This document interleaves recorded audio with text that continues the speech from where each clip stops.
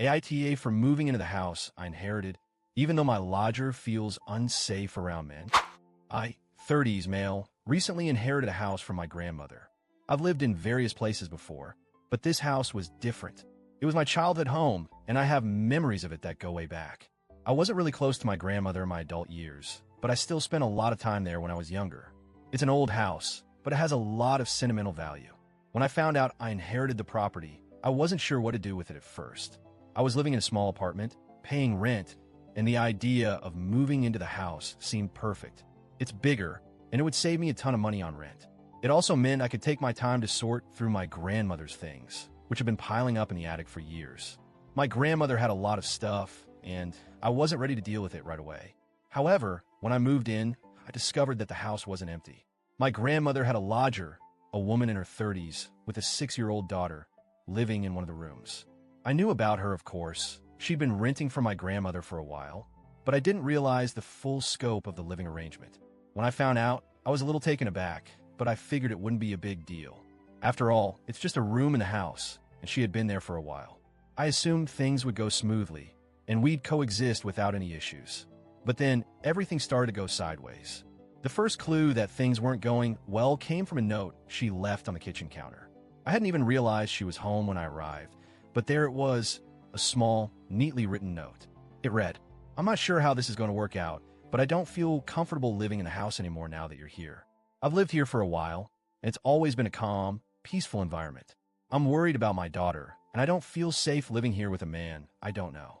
At first, I was confused. We hadn't even spoken yet, but I could sense there was tension in the air. I tried to brush it off, assuming she was just nervous because of the change. But the more I thought about it, the more it bothered me. I mean, this was my house now, and I didn't feel like I should have to leave just because someone else didn't feel comfortable. I left a note in response, just trying to clear the air. I told her that she could stay as long as she liked, but if she felt uncomfortable, she could leave whenever she wanted. I offered a timeline that would give her enough time to find somewhere else to live. I was trying to be understanding, but I also didn't want to feel like I was being pushed out of my own home. A few days passed, and I didn't hear anything from her. But then I got another note. "I will leave, but I'm upset that I'm being asked to move out just because you're here. I don't want to be in a situation where I have to go back to my ex's house. We moved here so my daughter could go to a good school, and now it feels like that's all falling apart because of you." At this point, I was really starting to feel like I was in the middle of something I didn't ask for. My first instinct was to help her find a solution, but the more I thought about it, the more I realized there was nothing I could do. She had her reasons, and I had mine. I had moved in because the house was mine, and I was trying to make it work for both of us. As the days went by, the tension only grew. She started leaving more notes, and each one seemed more urgent and more personal. She told me how she had been living with her ex before, and that her decision to move into my grandmother's house had been a way to escape.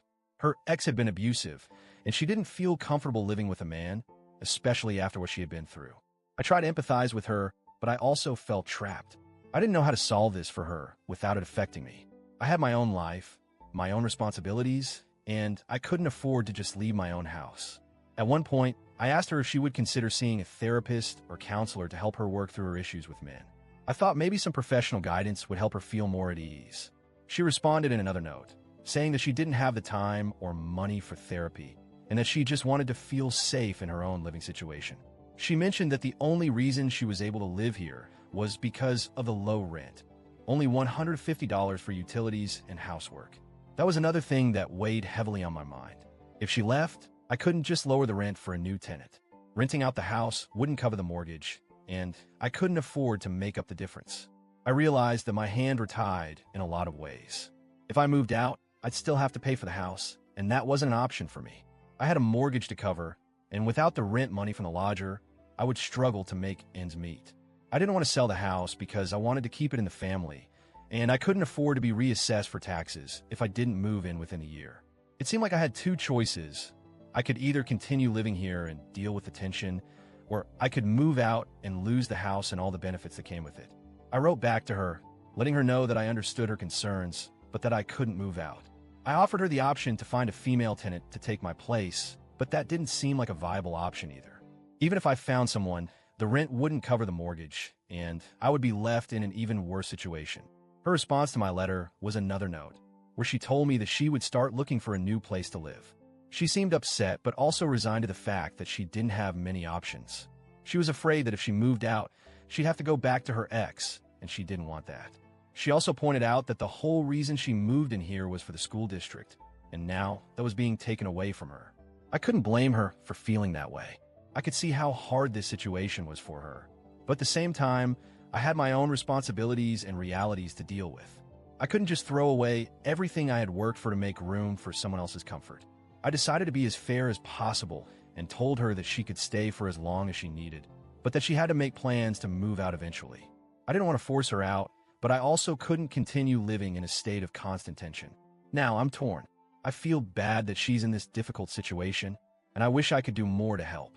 But I also feel like I'm being asked to sacrifice too much for someone I barely know. I can't move out of my own house. I can't afford to make up the difference in rent, and I can't sell the house because of tax reassessment. So here I am, stuck in the middle of a difficult situation, trying to be as fair and empathetic as possible while also protecting my own interests.